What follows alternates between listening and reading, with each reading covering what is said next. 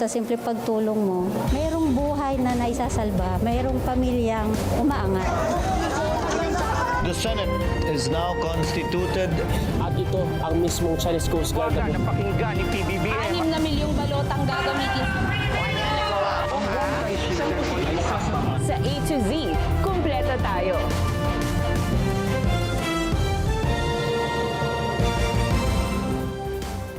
Luzon, Visayas, Mindanao at buong mundo. Ngayon ay Miyerkules, 15 ng Abril, 2026. Ako si Barbie Mulak at ito ang Balitang A to Z. Binabayaran natin ang operator, ang driver, no, ng kada kilometro. Cash subsidy program para sa mga PUV operator at driver. Pati diskwento para sa mga commuter. Sinimulan na. VP Sara Duterte may buwelta sa mga kwestiyon tungkol sa kanyang law degree at academic record.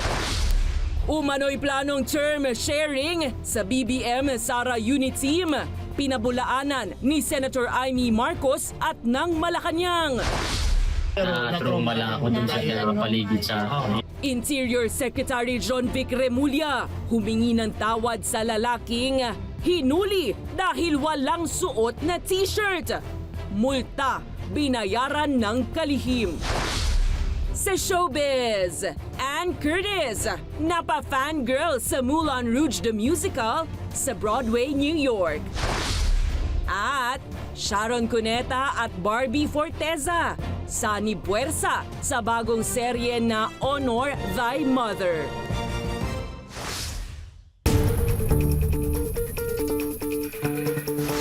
Magandang gabi, pambungad sa ating newscast. Nagsimula na ngayong Miyerkules ang Service Contracting Program ng Department of Transportation.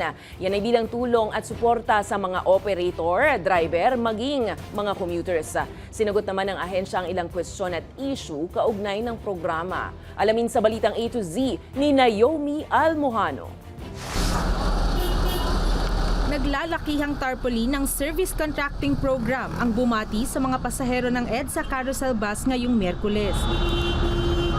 Nagsimula na kasi ngayong araw, April 15, ang Net Service Contracting Program ng Department of Transportation na inaasahang magbibigay ng tiyak na kita sa mga driver at operator at magaan sa bulsang pasahe para naman sa mga commuter. Binabayaran natin ang operator, ang driver, no, ng kada kilometro. Ang kapalit naman po nito, yung mga kasama dito sa programa, they have to give a fair discount of 20% naman ng estudyante ng PWD senior. So if you're a senior citizen at sumakay ka po sa isang modern jeep, UV Express o jeepney na kalahok dito sa Net Service Contracting, ang bawas po sa pamasahe nyo is 40%. Ikinatuwa naman ito ng ilang biyahero. Malaking tulong na rin po yung 20%. Lalo na tumataas lahat po yung mga bilihin, mga gasolina po. Gaya ng naunang anunsyo ng ahensya, 100 piso kada kilometro ang matatanggap ng bus operators at drivers. 40 pesos naman para sa modern jeepney operators at drivers at 30 pesos sa traditional jeepney operators at drivers. Hanggang 100 kilometro kada araw ang limit kada sasakyan. Ang carousel driver na si Alicito, bagaman satisfied sa takbo ng biyahe sa unang araw ng programa. Maganda sana kung malaman namin kung magkano ang sahod, kaya yun ang haka sa iba na hindi nila alam kung magkano ang sahod. Hindi pa aniya kasi sila sinasabihan ng kanilang operator kung magkano ang kikitain dito. Pero ayon sa Transportation Department, pwedeng pumalo sa 1,800 pesos ang net income na maaring kitain ng mga tsuper sa isang araw. Dalawa po yung bayad. Pagbayad yung pasahero, may pamasahe po yun, may diskwento nga lang na 20%. Tapos kapag tumatagbo sila, babayaran natin yung per kilometer nila. We pay them every after 3 to 5 days po. Paglilinaw pa ng ahensya, hindi totoong mahigit 6,000 piso ang pagpapalagay ng GPS sa mga participating vehicle. 500 piso lang dapat ito, kabilang na ang installation. You're gonna rent the GPS, you pay 500 monthly. Yun ang Yun yung alam namin na sitwasyon. But if that's 6.5 nga, talaga naman, it defeats the purpose. Yeah. Kasunod nga nito, inanunsyo na rin ng LTFRB ngayong Miyerkules na hindi na requirement ang pagkakaroon pa ng GPS para makasali sa programa.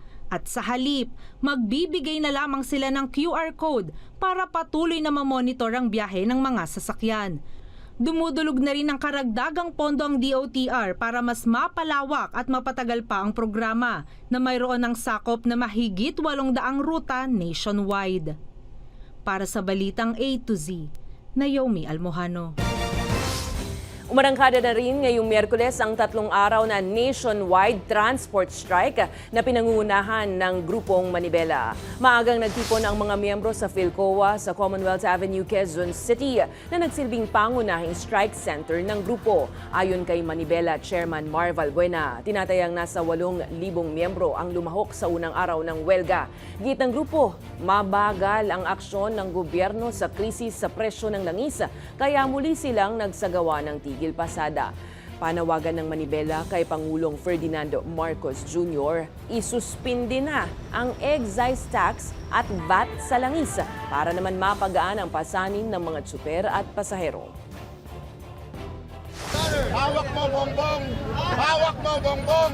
Na isuspend ang excise tax, ang value-added tax, at pagaanin ang buhay ng mamamayang Pilipino. Nandito kami para manawagan, hindi para makapirwisyo.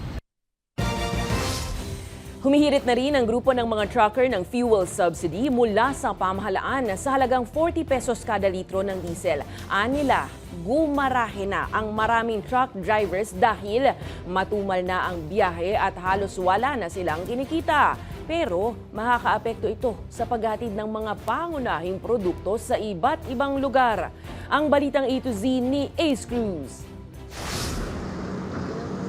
Ramdam na ng ilang truck drivers ang pagtumal ng kanilang biyahe, bunsod ng mga nagdaang mega oil price hike. Isang linggo, 2, 3 lang, kina-standby kami. Dahil bawas ang arawang pasada, bawas din ang kanilang kita. Sa dati, ngayon kasi taas ng diesel eh. Medyo nawala yung mga 20% ganyan. Ayon sa Truckers Association sa North Harbor sa Maynila, napilitan ng gumarahe ang 30% na kanilang miyembro. Yung iba nagta-tricycle. Yung iba naghahanap ng ibang masasampahan truck sa ibang trucking kasi before magkaroon ng ganitong problema, talagang kahit saan trucking outfit may nakalagay na hiring. May shortage tayo ng driver. Ngayon, ang dami nakaparadang driver.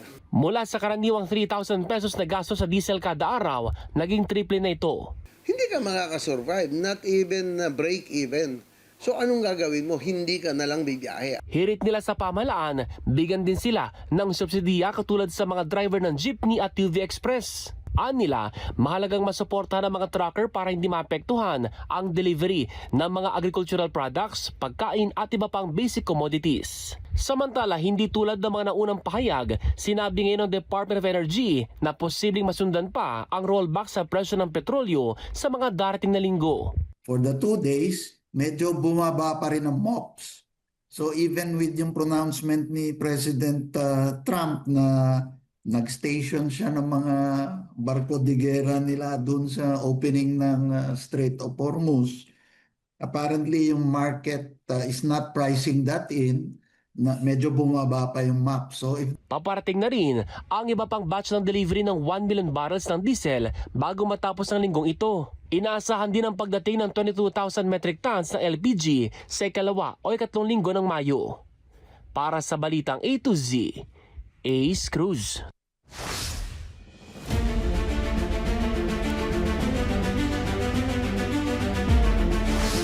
Mabilis itinanggi ng Malacanang at ni Senator Amy Marcos ang alegasyon ni Ramil Madriaga na umano'y nagkasundo ang BBM Sara Unit Team ng term sharing o paghahati ng termino sa pagkapangulo. Samantala, sa dami ng akusasyong ibinato ni Madriaga kay VP Sara, inamin ng bise na pinakatinamaan siya sa alegasyong may tumulong umano sa kanya na makapagtapos ng abogasya. Bakit magti-term sharing? Pinipilit nga namin na yung buong term, ang pagiging Pangulo para kay Inday. Mariing itinatanggi ng kapatid ni Pangulong Ferdinand Bongbong Marcos Jr. at matalik na kaalyado ni Vice President Sara Duterte na si Senator Amy Marcos ang umano'y planong term sharing sa pagitan ni na PBBM at VP Sara nang magdesisyon ang dalawang kumandidato noong 2022 elections. Agad inalmahan ni Senator Amy ang alegasyon isang araw matapos itong sabihin sa House Justice Committee hearing nitong April 14 nang nagpakilalang bagman umano ni VP Sara na si Ramil Madriaga. Sinasabi ni Madriaga na kaming magkapatid pumunta kay PRRD para mag-term sharing deal. Walang ganon, walang alam si PRRD, kasinungalingan yun. Personal na pakiusap ni Senator Amy sa kapatid, huwag hayaang gamitin ng iba si Madriaga para sa anya ay kasinungalingan. Bongbong, Pangulong Marcos, alam mo ang katotohanan. Andun ka, magkasama tayo. Kung hindi mo ito ipinag-uutos, walang dahilan para hindi mo itama ang kasinungalingan na ito. Una na ring nilinaw ng Malacanang na walang ganitong kasunduan. Siya po ay nagulat. Dahil hindi po ganun ang Pangulo. Ang Pangulo po ay nangampanya sa taumbayan, nangako na maglilingkod sa taumbayan at nangakong tatapusin ang kanyang termino para sa bayan. Kasama pa sa alegasyon ni Madriaga ang umano'y planong paglason at pagpatay ng kampo ni VP Sara kay PBBM kung hindi nito isusuko ang pagkapangulo. Bagay na ipauubaya na ng palasyo sa National Bureau of Investigation. Ang NBI po, kayo po ay nakatagang mag-imbestiga sa mga ganitong klaseng death threats sa Pangulo. At kahit sino mang ordinaryong tao, meron po kayong obligasyon na imbestigahan ito. Samantala, the more he speaks, the better for the Vice President's defense. Hindi naman umalma at sa halip ay ikinatuwa pa ng kampo ni VP Sara ang pagsalang sa kamara ni Madriaga. Giit ng abogado ng bise, lalo lang napatunayan ang pagsisinungaling umano ni Madriaga. Kaya naman pinag-iisipan na ng kanilang kampo ang paghahain ng panibagong perjury complaint laban rito. He didn't have any evidence to support the critical allegations that he had against the Vice President and even the former President Duterte. Pero sa dinami-rami ng mga akusasyon ni Madriaga kontra kay VP Sara, kabilang ang umano'y pagwawaldas sa daang milyong pisong confidential funds sa loob lang ng isang araw at hindi 11 araw. Sa isang partikular na issue lamang sumagot ng diretsahan ang ikalawang Pangulo. Ang isyung mahina umano sa academic si VP Sara kaya may tumulong umano sa kanya upang makapagtapos ng law school. Sa statement ni VP Sara, iginiit niyang kinumpleto niya ang kanyang pag-aaral sa kanyang sariling pamantayan dahil mas pinili niya ang balanseng pamumuhay sa halip na puro aral lang. Sa huli, muling binatikos ni VP Sara ang impeachment complaint sa hearing sa Kamara na anya'y patunay ng pang-aabuso at korupsyon umano ng mga miyembro ng Kongreso.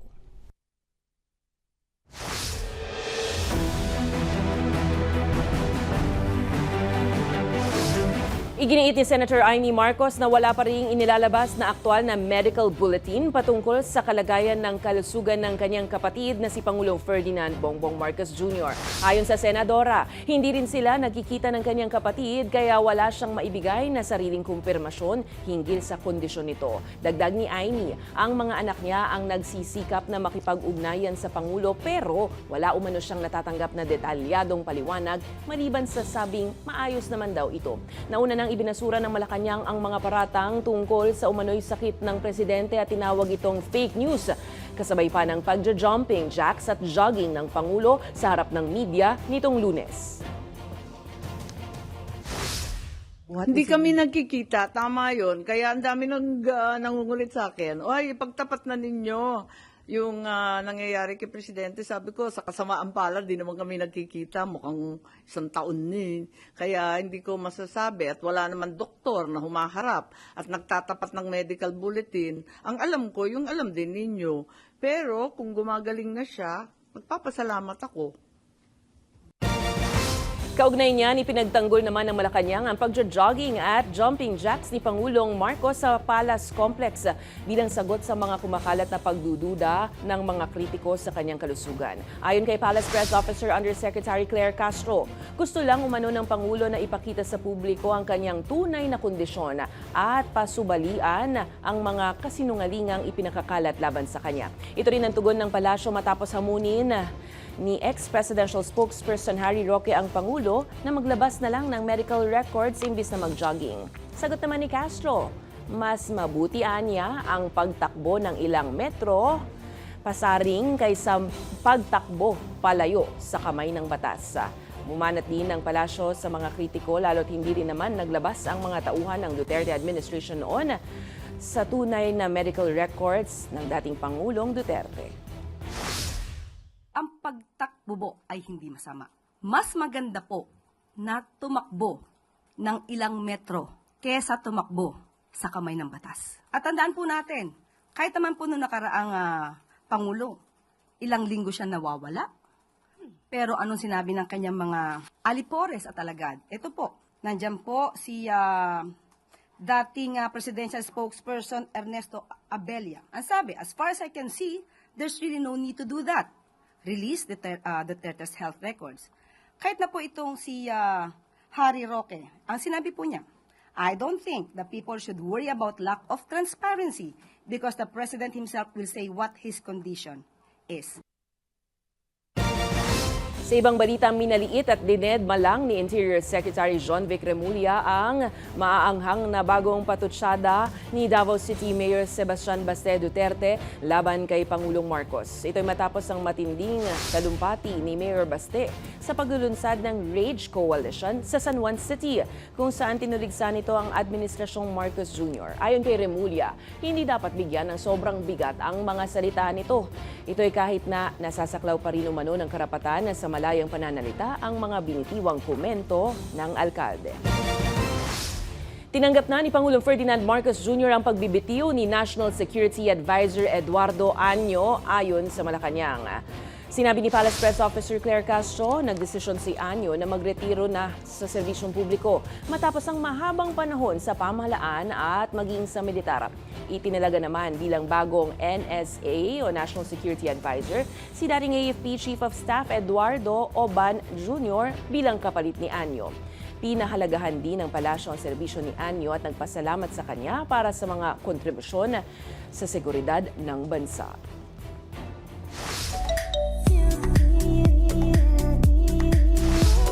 The Diyosa as a fangirl. Masayang ibinahagi ng aktres na si Ann Curtis ang pagiging proud theater goer niya matapos panoorin ang sikat na Moulin Rouge, the musical, sa New York City. Enjoy na enjoy si Ann kasama ang mga kaibigan kung saan masayang shinare ang moment sa kanyang social media bilang audience ng naturang theatrical play. Magugunit ang isang world-class Broadway production, ang Moulin Rouge, the musical, na hango sa pelikula noong 2001. Umani naman ng hearts sa netizens ang post ng host actress kasabay ng pagsasabing namimiss na nila si Ann sa noontime show na It's Showtime. Susunod, matapos ang kontrobersyal na paghuli sa lalaking walang suot na t-shirt sa Mandaluyong, Interior Secretary John Vic Remulla nagsorry. Kasama nga ba sa sinseridad ang pagbabayad ng multa? At sa showbiz, Nations Girl Group BINI, music video na Blush, tumabo ng 1 milyong YouTube views. Abangan ang kumpletong ulat sa pagbabalik ng Balitang A to Z.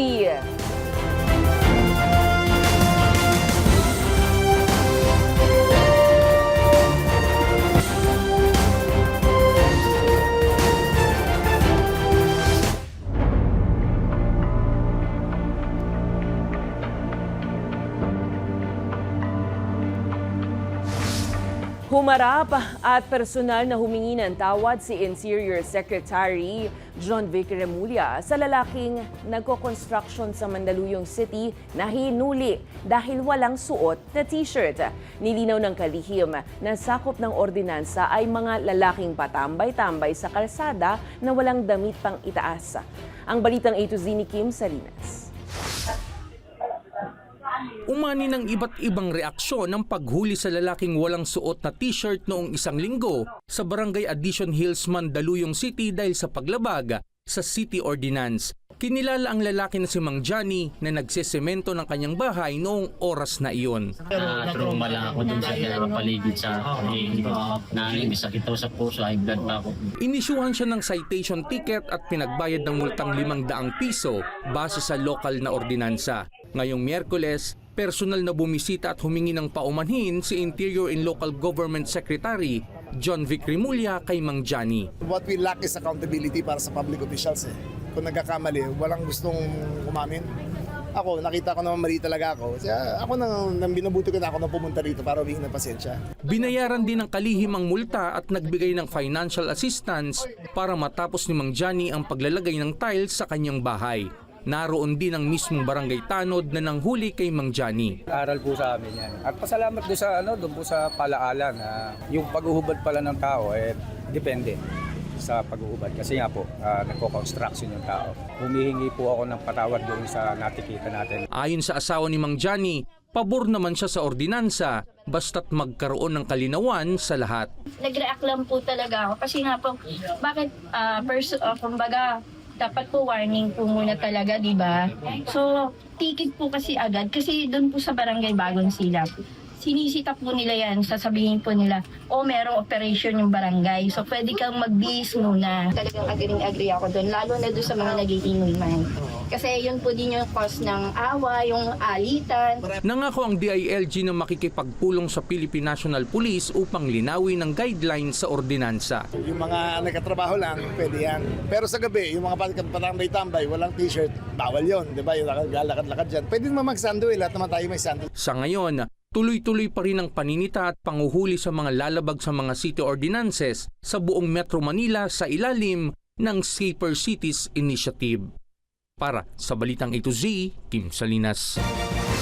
Arestado ang dalawang lalaki sa isinagawang entrapment operation sa Taguig City matapos umano'y ibenta online ang isang alarmed luxury vehicle na pinaniniwala ang may kaugnayan sa dating operasyon ng Pogo sa bansa. Ayon sa PNP Highway Patrol Group, nag-ugat ang operasyon sa mas pinaigting na cyber patrolling kasama ang Anti-Cybercrime Group.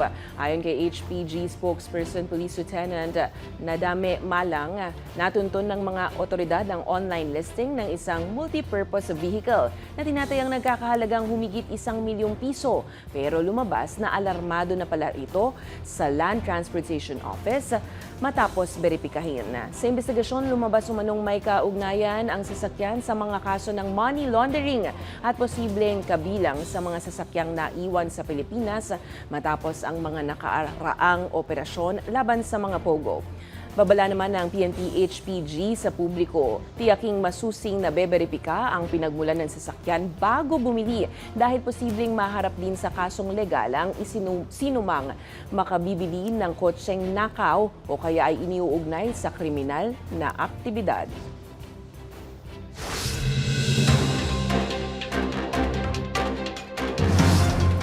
Bumaba ng malaki ang bilang ng mga kotse sa EDSA sa gitna ng patuloy na pagtaas ng presyo ng langis. Sa datos ng MMDA, mula sa mahigit 225,000 na sasakyang naitala noong March 2, bumagsak na ito sa mahigit 210,000 noong April 6 o katumbas ng 6.58% na pagbaba. Samantala, dumami naman ang mga motor at bisikleta sa EDSA na nakakabawas sa siksikan ng kalsada maging konsumo sa gasolina. Samantala, sinuspindi ng pamahalaan ang pangongolekta ng pass-through at delivery fees sa Metro Manila para mapigilan ang posibleng pagtaas ng presyo ng mga bilihin sa gitna pa rin ng matinding paggalaw ng presyo ng langis. Ayon kay MMDA Chairman Romando Artes, walang anumang LGU sa NCR ang papayagang maningil ng kahit anong bayarin kaugnay ng pagbibiyahe at pagde-deliver ng mga kargamento base sa mga napagkasunduan ng iba-ibang ahensya.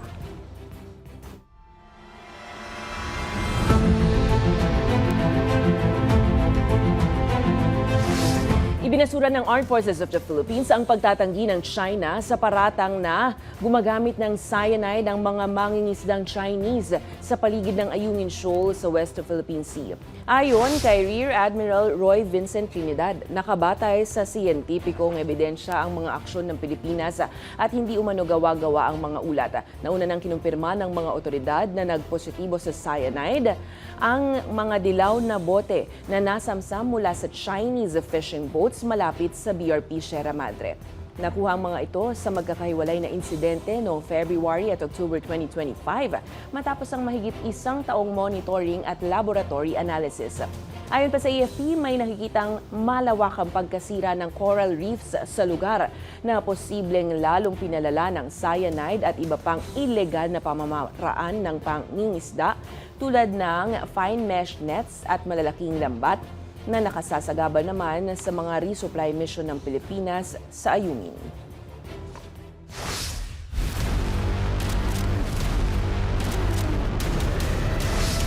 Ganap nang ipinatupad ng US military ang blockade o pagharang sa mga daungan ng Iran. Ayon sa US Central Command, epektibo ito ngayong pumitigil sa pagpasok at paglabas ng kalakal ng Tehran sa dagat.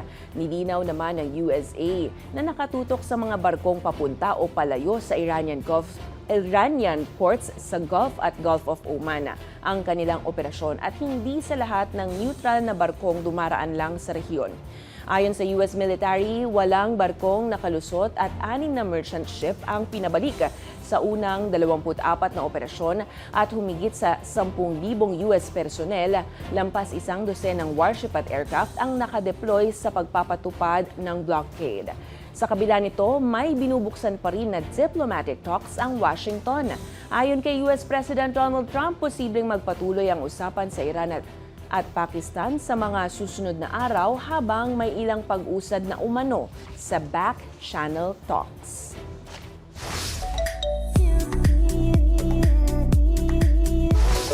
Blush hits 1 million matapos ang successful concert ng nation's girl group BINI sa Coachella Music Arts Festival sa Amerika. Another milestone na naman ang nakuha ng grupo para sa kanilang newest single na Blush.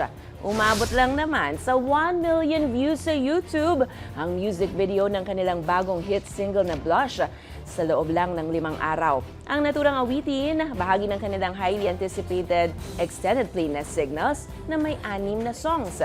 Isa rin ang Blush sa inabangan sa performance ng BINI sa Coachella kung saan napahanga ang viewers sa kanilang husay at galing. Way to go, BINI! Sa aming pagbabalik sa showbiz, Sharon Cuneta at Barbie Forteza sanib puwersa sa bagong series na Honor Thy Mother.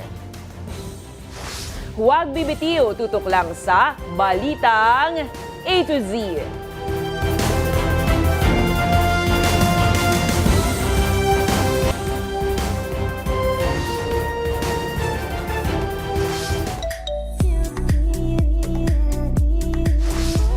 Inaabangan na ng marami ang pinakabagong serye ng Prime Video na Honor Thy Mother na pagbibidahan ng the one and only megastar Sharon Cuneta. Samantala, ilan pang kapamilya stars bibida rin sa Prime Video series ngayong taon. Makichika tayo sa Balitang A to Z Showbiz ni Lane Garcia. Shine bright like a mega dahil may mega project for the megastar. Muling magbabalik sa pag-arte ang nag-iisang megastar Sharon Cuneta na bibida sa upcoming Prime Video series na Honor Thy Mother. Exciting ang pagningning dahil din sa isang pambihirang pagkakataon, makakasama ni Mega ang tinaguriang primetime princess ng Kapuso Network na si Barbie Forteza with Khalil Ramos at John Estrada. Ito ang pinakabagong collaboration ng tatlong media giants na ABS-CBN, GMA Network at Prime Video.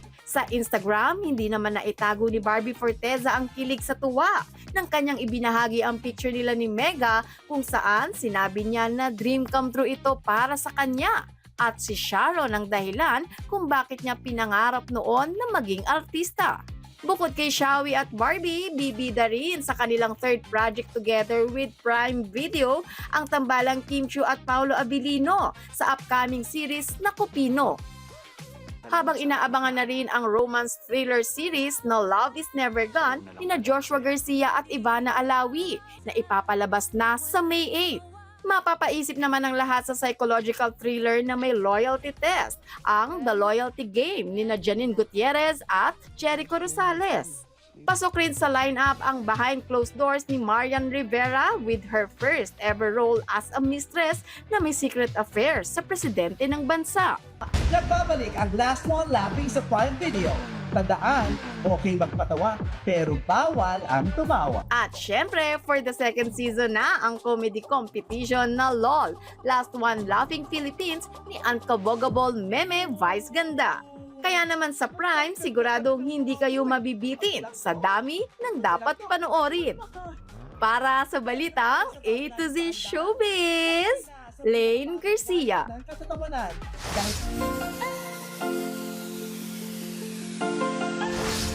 Kilalang tagagising ang pagtilaok ng manok sa umaga. Pero tila mapapalitan na yata siya ng kanyang trabaho dahil gusto nito na sa kanya nailipat ang wake-up call task. Magtagumpay naman kaya patingin ng strategy. Luksuin kuya para matadali. Na, sige pukaw ah. Dali pukaw. Kana, sige pukaw ah. Kana, taro nga lagi pukaw kay wakahimata kana. Dali, kana, sige pukaw ah. Na, kay manglakaw ta. Pukaw luksuin kana. Sige luksuin. May gendeng umaga. Kung kayo ay may kwentong kakaiba, mga kwento ng pag-ibig o storya na inspirasyon at pag-asa, maaari itong ibahagi. Sumali sa ating Facebook group na Balitang A to Z. Panoorin ang replay ng ating programa at sundan ang ating social media pages. Hanapin ang Balitang A to Z. Ang ating pabaong quote of the night ay mula sa Polar Explorer at environmental leader na si Robert Swan. Paalala niya, ang pinakamalaking banta sa ating planeta ay ang paniniwalang may ibang magsasalba nito. At yan po ang mga balita at impormasyon, mga kwentong may dalang inspirasyon na tinutukan ng Balitang A to Z. Ako po si Barbie Mulak, maging maalam, makialam. Magandang gabi sa iyo, Pilipinas.